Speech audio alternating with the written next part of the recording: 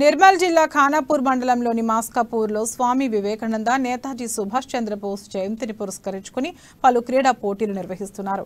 Khanapur assembly BJYM ఆధ్వర్యంలో నిర్వహిస్తున్న kabaddi టోర్నమెంట్ను BJP Nirmal జిల్లా అధ్యక్షురాలు పడకంటి రామాదేవి ప్రారంభించారు. ఈ సందర్భంగా భారతదేశ స్వాతంత్ర్యం కోసం మహనీయులు చేసిన త్యాగాలు మరువలేనివని చెప్పారు రామాదేవి. త్యాగధనుల అడుగుజాడల్లో యువత నడుచుకోవాలని రామాదేవి తెలియజేశారు. ఈ కార్యక్రమంలో బీజేపీ బీజేవైఎం నేతలు పాల్గొన్నారు.